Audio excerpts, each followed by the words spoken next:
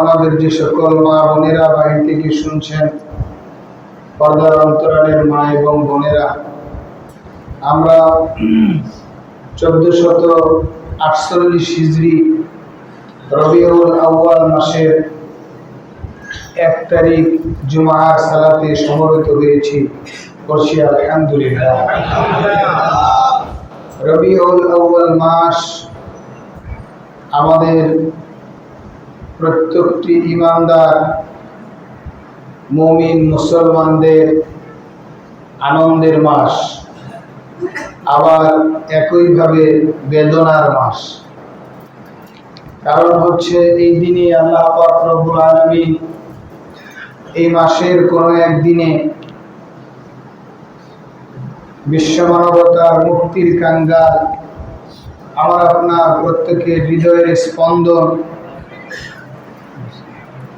আমাদের সকলের প্রিয় ভালোবাসা, যিনাকে জীবনের চাইতে বেশি মহাব্বত না করলে ঈমানদারই হওয়া যায় না, সে হাবিবে আকরাম সাল্লাল্লাহু আলাইহি ওয়াসাল্লামের জন্মগ্রহণের মাস। বলেন সুবহানাল্লাহ। এই দিনে হাবিবে কিবরিয়া সাল্লাল্লাহু আলাইহি ওয়াসাল্লাম এই মাসের কোনো এক দিনে দুনিয়ার জমিনে আগমন ঘটিয়েছিলেন। আবার অন্যদিকে বেদনার কারণ হচ্ছে ঐতিহাসিকগণের উল্লেখযোগ্য মতামতের ভিত্তিতে কথাও প্রতীয়মান হয় যে হাবিবে কিবরিয়া সাল্লাল্লাহু আলাইহি ওয়াসাল্লাম এই রবিউল আউয়াল মাসে দুনিয়ার জমিন থেকে ওফাত গ্রহণ করেছিলেন। তাহলে একদিকে আনন্দ, অন্যদিকে আবার আমাদের হৃদয়ে রক্তক্ষরণ হয়, বেদনারও মাস, ঠিক কিনা বলেন? কিন্তু অত্যন্ত দুর্ভাগ্যজনকভাবে আমার দেশের এক শ্রেণীর মুসলমান ভাইরা গান গায়। তাদের অবস্থা এরকম, তারা বলে রবিউল আউয়াল এলে তোমার নামে মিষ্টি খাই, রবিউল আউয়াল গেলে তোমার কথা ভুলে যায়। এরকম মুসলমান আছে না নাই? শুধুমাত্র রবিউল আউয়াল এলে মিষ্টি খাওয়ার জন্য কিছু মিলাদ কিয়াম, কিছু দোয়া মাহফিলের আয়োজন করে, কিন্তু রবিউল আউয়াল গেলে রসুলের আদর্শ আনিত জীবন বিধান নিজের জীবনে বাস্তবায়ন করতে চায় না। এমন মুসলমান আমাদের সমাজে আছে কিনা? বলে যে নাই, মানে আমরাই তো সেই লোক, ঠিক কিনা বলেন? আমরাই তো সেই লোক। আমরা রসুলের নীতি আদর্শ ততটুকু মানি যতটুকুনে দেখি দুনিয়াবি কিছু লাভ হাসিল করা যায়, দুনিয়াবি কিছু ফায়দা অর্জন করা যায়। এর বাহিরে গিয়ে আমরা রসুলের নীতি আদর্শের সঙ্গে নাই। জবাব খুলে বলেন নাউজুবিল্লাহ। ইতিপূর্বে আলোচনা করেছি হযরত ওমর ইবনে খাত্তাব রাদিয়াল্লাহু তাআলা আনহু বড় বড় রাষ্ট্রদূতদের সঙ্গে বসে বসে কোন এক সেমিনারে কথা বলতেছিলেন। কিছু খাবার দাবারের আয়োজন হয়েছে, সেখানে সকলের খাবার দাবার শেষ হয়ে গিয়েছে। ওমর ইবনে খাত্তাব রাদিয়াল্লাহু তাআলা আনহু সর্বোপরি এমন ভাবে তিনার খাবার প্লেটটাকে চেটে পুটে খাচ্ছেন, আশপাশে সভাসদ বর্গ যিনারা ছিলেন তিনারা ইঙ্গিত দিয়ে বলছে আমিরুল মুমিনিন। বিভিন্ন রাষ্ট্রদূতদের সঙ্গে একটা প্রোগ্রাম, এখানে বিভিন্ন ধর্ম বর্ণের মানুষেরা রয়েছে, আপনি যেইভাবে আপনার খাবার পাত্রটা চেটে পুটে খাচ্ছেন দেখতে একটু দৃষ্টিকটুর মনে হচ্ছে। বলেন নাউজুবিল্লাহ। ওমর ইবনে খাত্তাব রাদিয়াল্লাহু তাআলা আনহু ওই মজলিসে এমন ভাবে ধমক দিয়েছে, সকলে স্তব্ধ হয়ে গিয়েছে। আনকমন একটা কাজ হইলে সকলে হঠাৎ করে তার দিকে তাকায় না, কি ব্যাপার, কি হইল? আরে এইভাবে ধমকটা দিল, ওইভাবে না দিলেও পারত। একেবারে শরীরের সমস্ত শক্তি একত্রিত করে এমন ভাবে ধমক দিয়ে বলছে, এই দুনিয়াদার মানুষদের জন্য আমি আমার হাবিব সাল্লাল্লাহু আলাইহি ওয়াসাল্লামের প্লেট চেটে খাওয়ার সুন্নতটাও বাদ দিতে পারি না। আমি এদের জন্য আমার রাসূলের আদর্শ বাদ দিব, এই প্লেট চেটে পুড়ে খাওয়া বাদ দিয়ে দিব এদের সম্মানে। কিন্তু আমাদের এখন ক্যারেক্টার হয়ে গিয়েছে, আমরা এটা কি সভ্যতা মনে করি, খাবার পরে প্লেটে কিছু বাজায় রেখে মানে নষ্ট করা।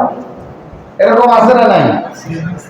কিছু নষ্ট করলে আবার অনেকে তো চামিচ ব্যবহার করে, বলে যে ওইটা চাইতে খাওয়া যাবে না। চামিচ ব্যবহার করে চেটে খাওয়া যায়, অনেকে চামিচ ব্যবহার করে। ভদ্রতা, এটাকে মনে করে ভদ্রতা, এটাকে নিজেদের জন্য একটা কি বলে মানে খুব গর্বের বিষয় মনে করে। কিন্তু এখানে রাসূল আকরাম সাল্লাল্লাহু আলাইহি ওয়াসাল্লামের নীতি আদর্শ বিবর্জিত কাজ হয়, এটাও আমরা ভুলে যাই। বলেন নাউযুবিল্লাহ। আমরা নির্ধারিত সময়ে নির্দিষ্ট কিছু আলোচনা করে আল্লাহর রাসূল সাল্লাল্লাহু আলাইহি ওয়াসাল্লামের জীবনী সমাপ্ত করে দিয়ে বলেন নাউযুবিল্লাহ। অথচ আল্লাহ পাক রব্বুল আলামিন পবিত্র কালামে হাকিমের মধ্যে ইরশাদ করে বলছেন, কুল ইন কুনতুম তুহিব্বুনাল্লাহা ফাত্তাবিউনি ইউহিব্বুকুমুল্লাহ। আল্লাহ পাক রব্বুল আলামিন হাবিব সাল্লাল্লাহু আলাইহি ওয়াসাল্লামকে নির্দেশ করে বলেন, কুল, হে রাসূল আপনি বলুন, ইন কুনতুম তুহিব্বুনাল্লাহ, যদি তোমরা আল্লাহ পাক রব্বুল আলামিনকে ভালোবাসতে চাও, ফাত্তাবিউনি, তবে আমার ইতাআত করো, আমার অনুসরণ করো।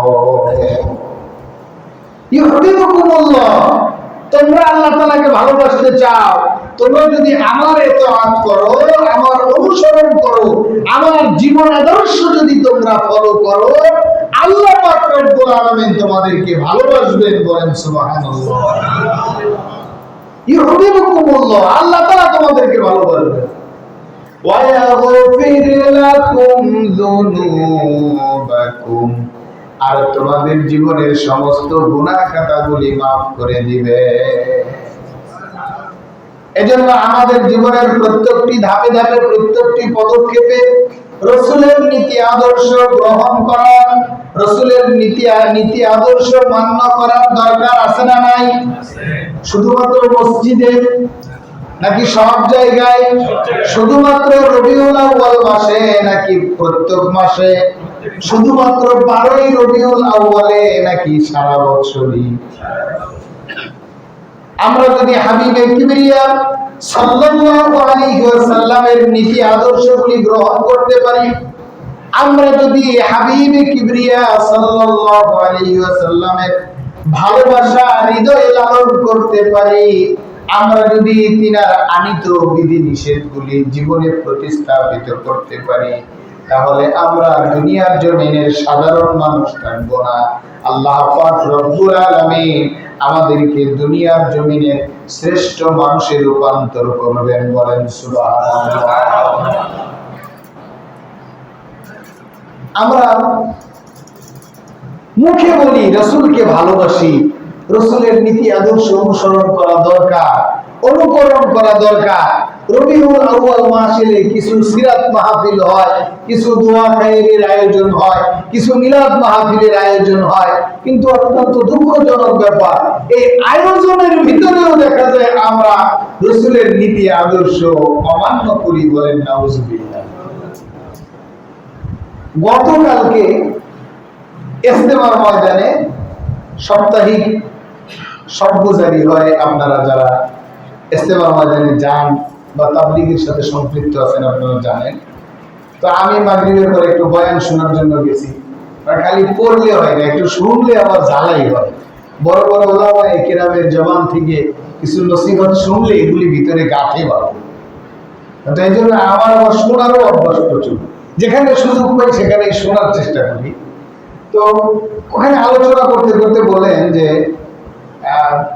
তাবলীগের সাথী ভাইদেরকে উদ্দেশ্য করেই বললেন যে আপনারা এইখানে এই যে বয়ান শুনলেন, সারা রাত সর্বজারি করলেন, রাত্রিতে থাকলেন, ইবাদত বন্দেগী করলেন, কিন্তু সকালবেলা ফজরের পরে বয়ান শুনে রাস্তায় বের হই একেবারে সব কিছু নস্বাত করে দিল। বলে কিভাবে?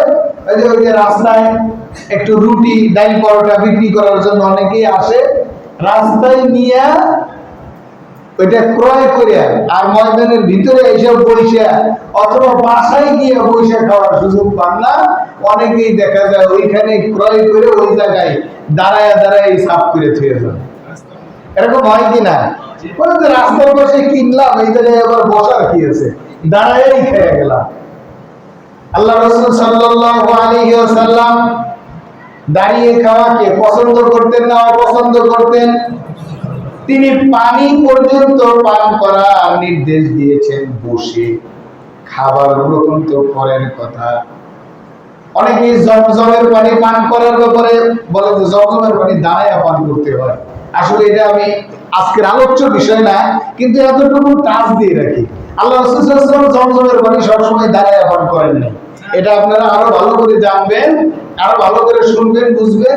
একটা নির্দিষ্ট প্রেক্ষাপটে আল্লাহ রাসূল সাল্লাল্লাহু আলাইহি ওয়াসাল্লাম একবার জমজমের পানি দাঁড়ায় পান করছেন। আর আমরা একবার শুনলে মনে করি যে ওইটাই মনে হয় সবকিছু, আর অন্য কোনো কিছু নাই, এটাই মনে হয় নীতি আদর্শ আর ধর্ম। এই জন্য আল্লাহ রাসূল সাল্লাল্লাহু আলাইহি ওয়াসাল্লামের এতটুকু আদর্শ আমাদের থেকে ছুটে যাক, এটা কি কল্পনা করা যায়? বলে যে আমরা মিলাদ মাহফিলের আয়োজন করি, সিরাত মাহফিলের আয়োজন করি, আল্লাহ রাসূল সাল্লাল্লাহু আলাইহি ওয়াসাল্লামের নীতি আদর্শ জানার জন্য বিভিন্ন সভা সেমিনার আর কনফারেন্সের আয়োজন করি। দেখা যায় আয়োজন করে বসে ওই জায়গায় রাসূলের নীতি আদর্শের খেলাফ করতে থাকি। বলেন নাউযুবিল্লাহ। রাসূলের নীতি আদর্শের কথা বললে আমাদের, বিশেষ করে আমরা যারা মুসলমান ভাইরা আছি, তখন যায় সেটা একটু শরীরের মধ্যে ঝাড়া দেয় যে হুজুরে কি জানি বলতে চায়, কি জানি হয়ে যায়। আমরা যে রাসূলের উম্মত, আমাদেরকে কবরে দিয়ে আসা হবে না? আমরা মারা যাওয়ার পরে কবরে দিয়ে আসা হবে না? এখানে তো আমাকে আপনাকে প্রশ্ন করবে। আমরা সকলেই জানি মান রব্বু, তোমার রব কে? ওমা দীনু, তোমার দিন কি? ওমা নবিয়্যু, তোমার নবী কে? আমরা সকলেই খুব ভালো করে বুঝি। রাস্তাঘাটে যখন আমরা বের হই, পুলিশ দেখলে চিনি না? রাস্তাঘাটে পুলিশ দেখলে চিনি না? পুলিশের একটা ড্রেস আপ আছে না নাই? দেখলেই চিনি। সিভিলে থাকলে চিনি। অনেক সময় পুলিশেরা সন্ত্রাস ধরে সিভিল ড্রেসে, কারণ পুলিশ দেখলে চিনে ফেলাইলে ও তো পিছনের দরওয়াজা দিয়ে দৌড়ে পালাবে, ঠিক কিনা বলেন? এজন্য সিভিল ড্রেসে অনেক সময় পুলিশ আসামি ধরে না। কিন্তু আমরা যখন সিভিল ড্রেসে পুলিশ থাকে, তখন কি আমরা পুলিশকে চিনতে পারি? যেটা পুলিশ চিনতে পারি না। আমরা রাস্তায় বের হয়ে আর্মি দেখলে চিনি কিনা? কি দেখে চিনি? তাদের ড্রেস আপ দেখে আমরা চিনতে পারি যে এটা হচ্ছে আর্মি, এটা হচ্ছে পুলিশ, ওটা হচ্ছে র্যাব, আর এটা হইতেছে মাওলানা হুজুর মানুষ। আমাদের সমাজে আমাদের অনেক হুজুর ভাই আছে এমন, জীবনেও মাদ্রাসার বারান্দায় পাড়া দেয় নাই। দাওয়াত ও তাবলীগের মেহনতে, পীর সাহেবদের খানকার মেহনতে, জামাতের ভাইদের তশকিলের কারণে, বিভিন্ন ভাবে বিভিন্ন ইসলামী দলের নসিহতের মাধ্যমে হুজুর হয়ে গেছে। এমন হুজুর আছে না নাই? দেখলে সিনার কায়দা নাই যে উনি মাওলানা না, কিন্তু ড্রেস করে বোঝা যায় কি উনি বড় মাওলানা। আমার সঙ্গে অনেক, আমি তো এমনি ছোটখাটো বাঁকাচোরা মানুষ, এটা বিভিন্ন সময় বিভিন্ন জায়গায় আলোচনা করি। ওয়াজ করতে গেলে সাথে কিছু হুজুর নিয়ে যাই, যায় না? একটু সফর সঙ্গী হিসেবে বা বন্ধু বান্ধব হিসেবে অনেকেই যায়। গেলে আমি কাছে বসে থাকি, আমারে খাদেম মনে করে আর ওনাদেরকে হুজুর মনে করে। আমি আবার বুঝতে দিই না, আগেও বুঝতে দিই না।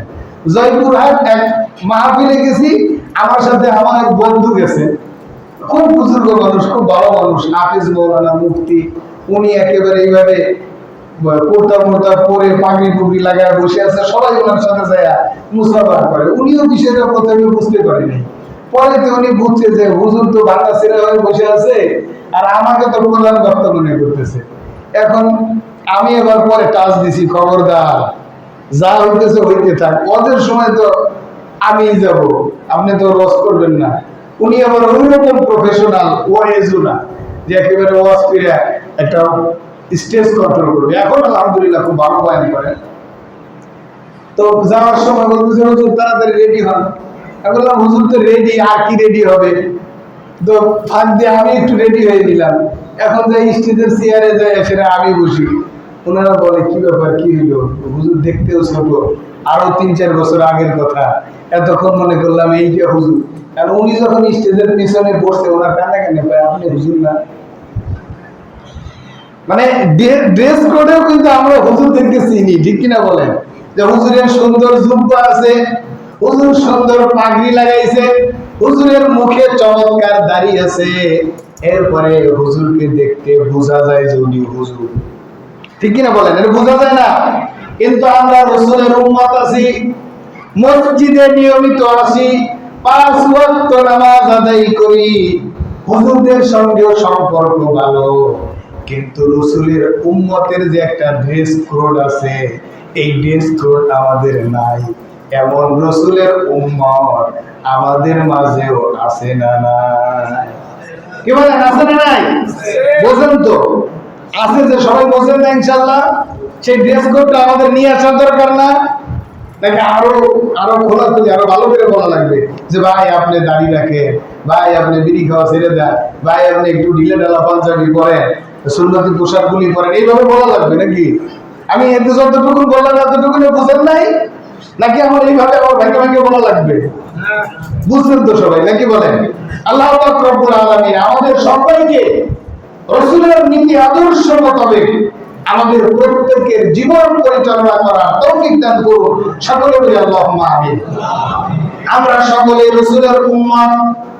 আল্লাহর হাবিব সাল্লাল্লাহু আলাইহি ওয়াসাল্লাম বলেন, আল উলামা ওয়ারাসাতুল আম্বিয়া, আলেমগণ হচ্ছেন নবীদের কি বলেন? আপনারা সকলেই কিন্তু জানেন, এই সব খালি আমি জানি না, আপনারাও জানেন, এটা আমি জানি। আল্লাহর হাবিব সাল্লাল্লাহু আলাইহি ওয়াসাল্লাম বলেন, কুন আলিমান আও মুতাআল্লিমান আও মুঈনান আও মুহিব্বান ওয়া লা তাকুনু খামিসান। আল্লাহর হাবিব সাল্লাল্লাহু আলাইহি ওয়াসাল্লাম বলেন, আলেম হও মানে আমার ওয়ারিশ হও। যদি আমার ওয়ারিশ আলেম না হইতে পারো, তালিবুল ইলম হও। তালিবুল ইলম হওয়া সম্ভব না? হুজুর আলেম হইতে পারি নাই, কিন্তু হুজুরদের কাছ থেকে কিছু শিখি, শেখার মাধ্যমে থাকি, ছাত্র হই, এটা তো সকলের দ্বারাই সম্ভব। আল্লাহর হাবিব সাল্লাল্লাহু আলাইহি ওয়াসাল্লাম আরো সহজ করে দিচ্ছেন, আলেম হও, আলেমের ছাত্র হও, তাও যদি না পারো আলেমকে সহযোগিতা করো। আল্লাহর হাবিব সাল্লাল্লাহু আলাইহি ওয়াসাল্লাম বলেন, আলেমকে যদি সহযোগিতাও না করতে পারো, অন্তত পক্ষে আলেমের প্রতি ভালোবাসা তোমার হৃদয়ে লালন করো। বলেন সুবহানাল্লাহ।